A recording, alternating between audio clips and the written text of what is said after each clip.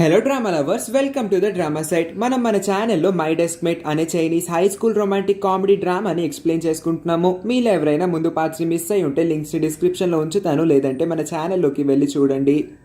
Little king Kong ఇప్పుడు అసలు జిన్హాన్ మీద చాలా కోపంగా ఉంటుంది. అందుకే జిన్హాన్తో ఎక్కువ టైం కూడా స్పెండ్ చేయాలనుకోదు. తనపై ద్వేషం కూడా బాగా పెంచేసుకుంటుంది. ఇదే మంచి టైం అనుకొని షెన్జే లిటిల్ కింగ్ కాంగ్కి ఒక స్పెషల్ గిఫ్ట్ రెడీ చేశాడని, వెంటనే తనతో వస్తే ఆ గిఫ్ట్ ఏంటో చూపిస్తానని వెంటనే తనని లాక్కెళ్ళిపోతాడు. అసలు అంతలా చెప్తున్న ఆ గిఫ్ట్ ఏంటి అని జిన్హాన్ బాగా ఆలోచిస్తాడు, కానీ తనకి ఏమీ తెలీదు. తీరా చూస్తే షెన్జే ఒక మోటార్ బైక్ కొనుక్కుంటాడు అనుకుంటే తను ఒక బ్యాటరీ బైక్ కొనుక్కుంటాడు. ఫోన్లో ఏదో ఒక బైక్ కొనుక్కున్నావు, నాకే ఫస్ట్ రైడ్ ఇస్తున్నావా అని అంటే, అవును నువ్వే నాకు చాలా స్పెషల్ పర్సన్వి, అందుకే నీకే ఒక ఫస్ట్ రైడ్ ఇస్తున్నాను, బాగా ఎంజాయ్ చేయి, నీ కోపం మొత్తాన్ని గట్టిగా అరిచి నీ బాధ మొత్తాన్ని తగ్గించుకొని అనగానే తను జిన్హాన్ మీద ఉన్న కోపం మొత్తాన్ని బయట పెట్టేస్తుంది. అలాగా షెన్జే ఇచ్చిన ఈ రైడ్ వల్ల తన మనసులో ఉన్న బాధ మొత్తం తగ్గిపోవడం వల్ల షెన్జేకి థ్యాంక్స్ కూడా చెప్తుంది. నీ థ్యాంక్స్ ఎందుకు, పక్కన పెట్టి అని చెప్పి ఇద్దరికిద్దరు వాళ్ళ ఇంటికి వెళ్ళిపోతారు. జిన్హాన్ ఫేస్ ఎక్స్ప్రెషన్స్ చూస్తేనే షార్క్కి అర్థమవుతుంది జిన్హాన్ ఇంకా లిటిల్ కింగ్ కాంగ్కి మధ్యన ఏదో ఒక గొడవ జరిగిందని. అందుకే వీళ్ళిద్దరిని కలిపేలా తను ఏదో ప్లాన్ వేద్దాం అనుకుంటాడు. బాగా ఆలోచించిన తర్వాత నెక్స్ట్ మార్నింగ్ తన ప్లాన్ని ఇంప్లిమెంట్ చేస్తూ లిటిల్ కింగ్ కాంగ్ దగ్గరికి వెళ్ళి, నా నడుం పడిపోయింది, నాకు బాగా నడుం నొప్పిగా ఉంది, కానీ ఇవాళ జిన్హాన్కి షూటింగ్ ఉంది, అతని దగ్గర నేను ఉండాలి, అతని పక్కన ఎవరో ఒకరు ఉండాలి, నమ్మకమైన వ్యక్తి ఉంటే బాగుంటుంది, కాబట్టి నేను నీ దగ్గరికి వచ్చాను కింగ్ కాంగ్, తనకి నువ్వంటే చాలా ఇష్టం, తను ఎప్పుడు నీ గురించి బాగా గొప్పలు చెప్తూ ఉంటాడు, నాకు నేను కానీ నిన్ను చూస్తేనే అర్థమైంది నువ్వు నిజంగానే చాలా మంచి అమ్మాయివని, అందుకే నా ప్లేస్ని ఇవాళ ఒక్కరోజు నువ్వు తీసుకోవచ్చు కదా, తనకు తోడుగా షూటింగ్ వరకు వెళ్ళరాదు అని అంటే కాదనలేకపోతుంది అంతలాగా అడిగేసరికి. అందుకే ఏమీ అనలేక ఇంకా తను మాట్లాడకపోయినా సరే జిన్హాన్ కార్లో కూర్చొని షూటింగ్ స్పాట్ వరకు వెళ్దామని నిర్ణయించుకుంటుంది. ఎప్పట్లానే లీలా ఒక చిన్న క్యారెక్టర్ని చేస్తుంది, అదే పని మనిషి క్యారెక్టర్. అందుకే చేస్తుంది చిన్న క్యారెక్టర్ కాబట్టి తను చాలా అవమానంగా ఫీల్ అవుతుంది. టేక్ 1 స్టార్ట్ అవుతుంది. జిన్హాన్ దగ్గర కాఫీ కప్ పెట్టి అక్కడ ఒక ఎల్లో కలర్ మార్క్ ఉంటుంది, ఆ మార్క్ మీద కరెక్ట్గా నుంచోవాలి. కానీ ఫస్ట్ టైం మాత్రం తను ఆ మార్క్కి చాలా వెనక్కి వెళ్ళిపోవడం వల్ల సెకండ్ టేక్ని స్టార్ట్ చేస్తాడు డైరెక్టర్. మళ్ళీ ఆ కాఫీ కప్ని జిన్హాన్ దగ్గర పెడుతుంది. పెట్టిన తర్వాత తను 2 అడుగులు వెనక్కి వేస్తుంది, కానీ మళ్ళీ కూడా తను వెనక్కి వెళ్ళిపోతుంది. డైరెక్టర్ చూస్తున్నాడా లేదా అని చెప్పి ముందుకు వచ్చేస్తుంది.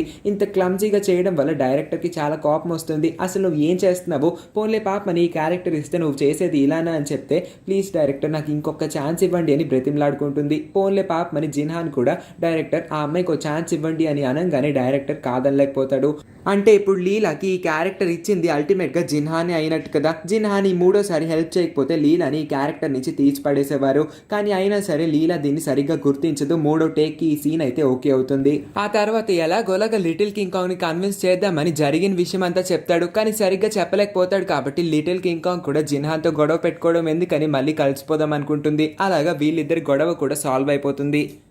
ఆ తర్వాత జిన్హాన్ చాలా ఇంటెన్సివ్ ఎమోషనల్ సీన్ని షూట్ చేయాలి. తను నిజంగానే ఆ క్యారెక్టర్లో నిమజ్జనం అయిపోతాడు. నిజంగానే చాలా చాలా బాగా చేస్తాడు. కాబట్టి అక్కడున్న ప్రతి ఒక్కళ్ళు కూడా తను చేసే యాక్టింగ్కి ఫిదా అయిపోతారు. తను ఒక రాయి ముందు నుంచొని ఆ రాయిని సూపర్ పవర్స్ అడగడం కోసం తన తల నేలకేసి బద్దలు కొట్టుకోవాలి. అలాగా 2-3 టేక్స్ చేయడం వల్ల అతని తల బాగా తిరుగుతున్నట్టు అనిపించడంతో ఇంతటితో షూటింగ్ ముగించేసి లిటిల్ కింగ్ కాంగ్తో కలిసి ఇంటికి అయితే వెళ్ళిపోతాడు. జిన్కి తెలిసిన విషయం ప్రకారం లీలా ఒక డ్రామాలో చిన్న క్యారెక్టర్ అయితే ప్లే చేస్తుందని, అదే విషయం ఇప్పుడు హీరోయిన్కి చెప్పడానికి మళ్ళీ అదే షాప్లో సీక్రెట్గా కలుస్తుంది. కానీ అదే టైంకి లీలా వచ్చి వీళ్ళిద్దరిని రెడ్ హ్యాండెడ్గా పట్టేసుకుంటుంది. కానీ వీళ్ళిద్దరూ ప్రస్తుతానికి ఏదో ఒకటి చెప్పి కవర్ చేద్దాం అనుకుంటారు. లీలాని చివరికి నమ్మించేస్తారు కూడా. వీళ్ళిద్దరూ ర్యాండమ్గానే ఇక్కడికి కలిచారని, ఏవో స్నాక్స్ కొనుక్కోవడానికి వచ్చారని చెప్తే లీలా నమ్మేసి వెళ్ళిపోతుంది. కానీ కాసేపటికే మళ్ళీ అక్కడెక్కడో మెట్ల మీద కూర్చొని మాట్లాడుకుంటూ ఉంటే లీలాకి మళ్ళీ జిన్ దొరికిపోతుంది. ఇలాగ 2 సార్లు బుక్ అయిపోవడం వల్ల లీలాకి చాలా కోపం వస్తుంది. అసలు మీరిద్దరు ఎప్పటి నుంచి ఫ్రెండ్స్ అయ్యారు, ఈ విషయం నాకు ఇప్పటి వరకు తెలియదేంటి అంటే, మేమెప్పుడు ఏం మాట్లాడుకున్నా సరే అది హీరోయిన్ కి ఎలా తెలిసిపోతుందా అని అనుకున్నాము, నువ్వే ఆ విషయాలన్నింటినీ చేరేస్తున్నావు కదా, అసలు నీలాంటి చెత్త ఇంకా అవసరం లేని ఫ్రెండ్ నాకు అక్కర్లేదు, నేను ఇక్కడి నుంచి వెళ్ళిపోతున్నాను, ఇంకెప్పుడు నీ మొహం కూడా చూపించద్దు, నీలాంటి ఫ్రెండ్స్ ఉన్నా లేకపోయినా ఒకటే అని క్లాస్ రూమ్ లోకి వెళ్తుంది. అలా వెళ్ళిందో లేదో జిన్ పరిగెత్తుకుంటూ ఆమె వెనకాల వచ్చేసి ఆమె పక్కన కూర్చుంటే అసలు లీలా ఈమె మొహం వైపు కూడా చూడకపోవడంతో చాలా బాధపడుతుంది జిన్. అందుకే జిన్ ఇంకా ఏడుపు ఆపుకోలేకపోతుంది. తల వంచేసుకొని బెంచ్ పైన పడి ఏడుస్తూ ఉన్నా సరే లీలా ఏమాత్రం పట్టించుకోకుండా ఆమె వైపు దిష్టి బొమ్మలా చూస్తూ ఉంటుందంతే. వీళ్ళిద్దరి మధ్యన చిచ్చు పెట్టింది ఎవరో కాదు, లిటిల్ కింగ్ కాంగే.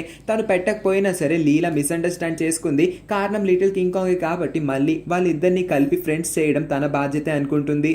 లీలా చైనీస్ డ్రామాలో ఒక చిన్న పని మనిషి రోల్ చేస్తుందన్న విషయం వీళ్ళందరికీ తెలిసిపోతుంది కాబట్టి అదే విషయాన్ని ఇప్పుడు రూమర్స్ గా స్ప్రెడ్ చేసేస్తూ వీళ్ళ క్లాస్ లోనే ఉండే వేరే సెక్షన్ అమ్మాయిలు లీలాని తక్కువ అంచనా వేస్తూ చాలా చీప్ గా ఆమె గురించి మాట్లాడుతూ ఉంటారు కాబట్టి జిన్ లీలాకి సపోర్ట్ చేద్దాం అనుకుంటుంది. నీలాంటి బండ అమ్మాయి వచ్చి సపోర్ట్ చేసినా ఏం ప్రయోజనం లేదని చెప్పి జిన్ ని కూడా అవమానిస్తారు. లీలాకి సపోర్ట్ కావాలి కాబట్టి వాళ్ళ క్లాస్ లో ఉన్న అమ్మాయిలు అందరూ కూడా లీలా వెనక్కొచ్చి నుంచుంటారు. ఇప్పుడు ఉన్నది అటువైపు ఉన్నది ముగ్గురు అమ్మాయిలు, ఇటువైపు ఎంతమంది ఉన్నారు. వాళ్ళ క్లాస్ అబ్బాయిలు కూడా రావడంతో లీలా సైడ్ పవర్ పెరుగుతుంది. దానికి మించి జిన్హానే వచ్చి చైనీస్ డ్రామాస్ లో మైనర్ రోల్ ప్లే చేసే వాళ్ళని తక్కువ అంచనా వేయకూడదు. వాళ్ళ వల్లే కదా మేము కూడా సరిగ్గా చేయగలుగుతున్నాము. వాళ్ళ క్యారెక్టర్స్ కూడా చాలా ఇంపార్టెంట్. వాళ్ళు లేకపోతే డ్రామాసే ఉండవు. మేము ఎంత ఇంపార్టెంటో వాళ్ళు కూడా అంతే ఇంపార్టెంట్ కాబట్టి వాళ్ళకు కూడా ఈక్వల్ రెస్పెక్ట్ ఇవ్వాలి. లీలా చాలా కష్టపడి స్వయం కృషితో ఆ రోల్ని అయితే సంపాదించుకోగలిగింది. కానీ మీరు మాత్రం తను తక్కువ అంచనా వేస్తూ మాట్లాడడం మంచిది కాదు అని వీళ్ళందరూ ఇలా వాదించుకుంటూ ఉంటే అక్కడికి మిస్ చెన్ వచ్చి అసలు మీరందరూ ఇక్కడ ఏం చేస్తున్నారు, 5 కౌంట్ చేసేలోపు మీరు మీ క్లాసెస్కి పారిపోకపోతే నా చేతిలో ఒక్కొక్కరికి దెబ్బలు తగులుతాయని అనగానే వాళ్ళందరూ ఎస్కేప్ అయిపోతారు. ఎవరి క్లాసుల్లోకి వాళ్ళు దూరిపోతారు అంతే. అయినా సరే లీలా గురించి ఇంకా రూమర్ స్ప్రెడ్ చేయడమే పనిగా పెట్టుకుంటారు వేరే సెక్షన్ అమ్మాయిలు. అందుకే ఈసారి ఏకంగా లీలా ప్లాస్టిక్ సర్జరీ చేయించుకుందన్న ఒక రూమర్ ని బాగా స్ప్రెడ్ చేస్తారు. ఈ రూమర్ అయితే బాగా వైరల్ అయిపోతుంది కాబట్టి లీలా తన మొహాన్ని ఎవరికి చూపించుకోవాలనుకోదు. వీళ్ళ మాటల్ని వింటుంది, స్వయంగా తన చెవులతోనే వింటుంది. స్కూల్లో ప్రతి ఒక్కళ్ళు కూడా తన గురించి తప్పుగా మాట్లాడుతూ ఉండడంతో తన మొహం ఎక్కడ పెట్టుకోవాలో తెలియక ఒక మూలకు వచ్చి ఒంటరిగా ఏడుస్తూ ఉంటుంది. కానీ వాళ్ళ ఫ్రెండ్స్ అందరూ ఊరుకుంటారా? లీలాకి ఎలాగన్నా హెల్ప్ చేద్దాం అనుకుంటారు. అందుకే లీలా వాళ్ళ డాడీని కలిసి లీలా యొక్క చైల్డ్హుడ్ ఫొటోస్, ఇంకా తను పెద్దయిన తర్వాత తీసిన కొన్ని ఫొటోస్, దాంతో పాటు లీలా పెరుగుతున్నప్పుడు, మ్యూజిక్ వాయిస్తున్నప్పుడు, ఇంకా రకరకాల స్టైల్స్ లో ఉన్న స్టిల్స్ కి సంబంధించిన ఫొటోస్ అన్నిటిని కలెక్ట్ చేసి వాటన్నిటిని నోటీస్ బోర్డ్ మీద పేస్ట్ చేస్తారు. అంటే వీళ్ళ ఫ్రెండ్స్ అందరూ ప్రూవ్ చేద్దాం అనుకుంటారు లీలా చిన్నప్పుడు నల్లగా బండగా అందవిహీనంగా ఉంటుంది. కానీ తను స్వయం కృషితోనే చాలా కష్టపడి డైటింగ్ చేసి మంచి హెల్తీ ఫుడ్ తినడం వల్లే తను స్వయంగా ప్లాస్టిక్ సర్జరీ ఏమి చేసుకోకుండానే ఇంత అందంగా తయారయ్యింది అని ప్రూవ్ చేద్దాం అనుకుంటారు. కాబట్టి ఈ ఫొటోస్ అన్నిటిని దీని మీద పేస్ట్ చేస్తారు. దానికి మించి ఈ ఐడియా ఎవరిదో కాదు షెన్జేదే అని తెలిసేసరికి లీలా ఇంకా హ్యాపీగా ఫీల్ అవుతుంది. అంతేకాకుండా చిన్నప్పుడు లిటిల్ కింగ్ కాంగ్ ఇంకా షెన్జే వీళ్ళిద్దరితో కలిసి చదువుకున్న ఆ బ్లాక్ కలర్ లావైన అమ్మాయి ఎవరో కాదు, అది లీలానే అయి ఉంటుంది. అంటే తను చిన్నప్పుడు అంత బ్లాక్ గా ఉండేది, లావుగా ఉండేది కాబట్టి తన మొహాన్ని, తన చైల్డ్హుడ్ ఫోటోని ఎవరికి చూపించుకోవాలనుకోదు. కానీ ఇప్పుడు అలా కాదు, తన ఇంప్రెషన్ పూర్తిగా మార్చేసుకుంటుంది. అందంగా లేకపోతే ఏంటి, ఉంటే ఏంటి, అసలు అందం అనేది మనిషిలో ఒక మ్యాటరే కాదు. మనందరం ఫ్రెండ్స్ గా ఉన్నంత వరకు మనందరం హ్యాపీగా ఉంటామన్న ఒక మోరల్ని చెప్పంగానే అందరూ తన మాటల్ని విని సంతోషపడతారు. కానీ ఈ అమ్మాయిలు ఊరికే ఉంటారా? ప్లాస్టిక్ సర్జరీ చేయించుకుంది, దాన్ని కవర్ చేయడం కోసం మీ ఫ్రెండ్స్ అందరూ హెల్ప్ తీసుకుంది అంతే, అంతకు మించి ఏమీ లేదు. మీరందరూ అమ్మాయికి సపోర్ట్ చేసినంత మాత్రం తను ప్లాస్టిక్ సర్జరీ చేయించుకోలేదన్న నిజం కాకుండా పోద్దా ఏంటి అని చెప్పి ఇంకా లీలాని పొడుస్తున్నట్టు మాట్లాడుతూ ఉండడంతో వీళ్ళందరూ ఆ అమ్మాయిల మీద తిరగపడదాం అనుకుంటారు. లీలాని అంటుంది సరే, లీలాతో పాటు వాళ్ళ క్లాస్ మొత్తం వేస్ట్ అని, ఎప్పుడు లాస్ట్ ర్యాంక్సే తెచ్చుకునే పర్సన్సే వీళ్ళ క్లాస్ లో ఎక్కువ ఉంటారు, వీళ్ళకి అసలు స్పోర్ట్స్ ఆడడం కూడా రాదు అని చెప్పి వాళ్ళ క్లాస్ ని కూడా అవమానించేసరికి షెన్జేకి చాలా కోపం వస్తుంది. మనం ఇప్పుడు వాళ్ళతో ఒక స్పోర్ట్స్ మ్యాచ్ పెట్టుకోబోతున్నాం, ఆ అగ్రిమెంట్ కూడా నేను రెడీ చేయించి తీసుకొచ్చేసాను అని చెప్పి జిన్హాన్ కి ఒకసారి అగ్రిమెంట్ చూపిస్తే జిన్హాన్ షాక్ అయిపోతాడు.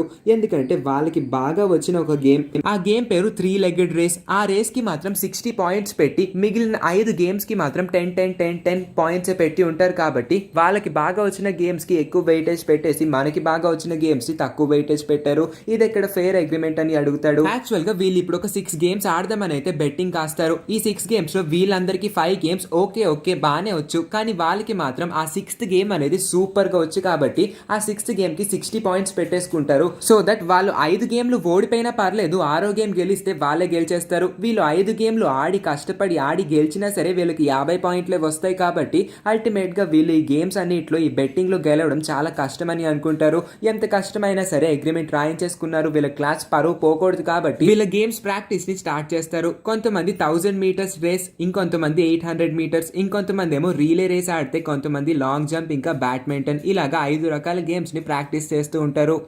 ఇది ప్రాక్టీస్ టైం కాబట్టి ఎవరు అసలు సరిగ్గా పర్ఫామ్ చేయలేకపోతారు. డోడో అయితే లాంగ్ జంప్ చేద్దాం అనుకుని షార్ట్ జంప్ చేస్తుంది. ఓవరాల్ గా చూస్తే వీళ్ళ క్లాస్ పర్ఫార్మెన్స్ 0గా అయి ఉంటుంది. కాబట్టి జిన్హాన్ చెప్తూ మీరందరూ ఇంకా ప్రాక్టీస్ చేయాలి, అప్పుడే మనం వాళ్ళతో ఆడి గెలవగలము అని చెప్తారు. ఇప్పుడు లాస్ట్ గేమ్ అయిన 3-legged రేస్, ఈ గేమే అదర్ బ్యాచ్ వాళ్ళకి బాగా వచ్చి ఉంటుంది, వీళ్ళకి అసలు రాదు. ఈ గేమ్ పేరు 3-legged రేస్. అందుకే ఇప్పుడు ఈ గేమ్ ఆడడానికి షెన్జే, లిటిల్ కింగ్ కాంగ్ ఇంకా జిన్హాన్ వీళ్ళ ముగ్గురు అయితే ఈ గేమ్ ని ఎంచుకుంటారు. కానీ వీళ్ళు చాలా ప్రాక్టీస్ చేయాల్సి ఉంటుంది. ముగ్గురు కాళ్ళు చేతులన్నీ కట్టేసుకొని ముగ్గురు అంటుకొని నడవాలి కాబట్టి ఇది వీళ్ళకి కొత్త, ఇంకా కష్టంగా అనిపిస్తుంది. నడవడం కూడా చాలా ఇబ్బంది అయిపోతుంది. వీళ్ళు ఇంకా బాగా ప్రాక్టీస్ చేయాలి. కానీ ఇద్దరు అబ్బాయిలు గొడవ పడుతూ ఉంటారు. మధ్యలో మాత్రం లిటిల్ కింగ్ కాంగ్ నలిగిపోతుంది. ఇద్దరు గొడవ ఆపండి, మనం కలిసి కోఆర్డినేషన్ తో ఆడితేనే మనం ఈ గేమ్ గెలవగలం. అసలుకి అందరి దృష్టి ఈ గేమ్ మీదే ఉంది. 60 పాయింట్ల ఈ గేమ్ ని మీరు ఇంత సిల్లీగా తీసుకోవడం నాకైతే నచ్చట్లేదు. సరిగ్గా ఆడదాం రండి అని చెప్పి వాళ్ళిద్దరిని గొడవ ఆపమని చెప్పి మోటివేట్ చేసి వాళ్ళిద్దరితో సరిగ్గా ఆ గేమ్ ని ప్రాక్టీస్ చేసేలా చేస్తుంది లిటిల్ కింగ్ కాంగ్. ఇలా వీళ్ళ ప్రాక్టీస్ అంతా అయిపోయిన తర్వాత వీళ్ళ ఒఫీషియల్ గేమ్ అనేది స్టార్ట్ అవుతుంది. రెండు టీమ్స్ కూడా చాలా పోటాపోటీగా హోరీగా రెడీగా ఉంటాయి గేమ్స్ ఆడడానికి. సో వీళ్ళైతే గేమ్స్ ని స్టార్ట్ చేద్దాం అనుకుంటారు. కానీ ముందే ఆడుతున్న వాళ్ళందరి పేర్లు పలికి వాళ్ళందరికీ జయజయలు కొడతారు. ఫస్ట్ లో 800 మీటర్స్ ఫర్ ఉమెన్ అనే గేమ్ లో హీరోయిన్ పార్టిసిపేట్ చేస్తుంది. తనే చాలా స్పీడ్ గా రన్ చేసి వచ్చేస్తుంది. లీలా బ్యాడ్మింటన్ ఇరగతీస్తే డోడో ఏమో లాంగ్ జంప్ ఇరగతీస్తుంది. అలాగా వీళ్ళ సైడ్ ఆల్రెడీ 30 పాయింట్స్ వస్తాయి. షెంజై కూడా 1000 మీటర్స్ రన్ లో గెలిచేస్తాడు కాబట్టి వీళ్ళకి 40 పాయింట్స్ వచ్చేస్తాయి. కానీ ఇప్పుడు మిక్స్డ్ రీలేలోనే అసలైన ప్రాబ్లం వస్తుంది. ఈ రీలేలో అబ్బాయి ఇంకా అమ్మాయి ఎవరైనా పార్టిసిపేట్ చేయొచ్చు. ఒక అమ్మాయికి కాలు నొప్పి రావడంతో తను గేమ్ ఆడనని చెప్పిందని అనడంతో లిటిల్ కింగ్ కాంగ్ మళ్ళీ గేమ్ లోకి దూరుతుంది. ఆల్రెడీ తను ఇప్పుడు 800 మీటర్స్ రేస్ లో పార్టిసిపేట్ చేసి బాగా అలసిపోతుంది కాబట్టి ఈ గేమ్ లో సరిగ్గా పరిగెత్తలేకపోతుంది. నిదానంగా పరిగెడుతూ ఉండడంతో జిన్హాన్ కి ఒక తెలివైన ఐడియా వస్తుంది.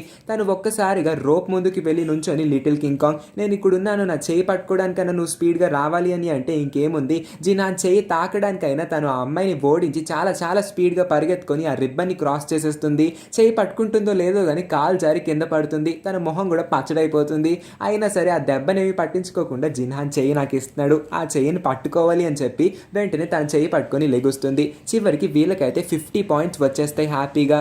కానీ ఇప్పుడు వీళ్ళందరూ 6th గేమ్ మీద చాలా ఫోకస్ చేస్తే కానీ వీళ్ళు గెలవరు. 5 గేమ్లు కష్టపడి చెమటూర్చి ఇంత బాగా ఆడి గెలిచినా సరే వీళ్ళకి 50 పాయింట్స్ మాత్రమే వచ్చాయి. కాబట్టి ఆ వచ్చే 60 పాయింట్స్ అంటే 6th మ్యాచ్ ని ఎవరు గెలుస్తారో చూడాలనుకుంటే మనం నెక్స్ట్ పార్ట్ కోసం వెయిట్ చేయాల్సిందే. ఎవరు గెలుస్తారన్న సస్పెన్స్ లో వదిలిన ఈ సీన్ తో అయితే ఈ పార్ట్ ఎండ్ అవుతుంది. మరి ఎవరు గెలుస్తారో తెలుసుకోవాలనుకుంటే నెక్స్ట్ పార్ట్స్ కోసం వెయిట్ చేయాల్సిందే. ఆ పార్ట్స్ ని కూడా మిస్ అవ్వకుండా చూడాలనుకుంటే మర్చిపోకుండా వెళ్లే ముందు ఈ వీడియోని లైక్ చేసి మన ఛానల్ ని కూడా సబ్స్క్రైబ్ చేసుకోండి. దాంతో పాటు పక్కనే ఉన్న నోటిఫికేషన్ బెల్ ని కూడా ఆన్ చేసుకోవడం వల్ల మేము పెట్టే ప్రతి వీడియోని మీరు మిస్ అవ్వకుండా చూడగలుగుతారు. Thank you for watching.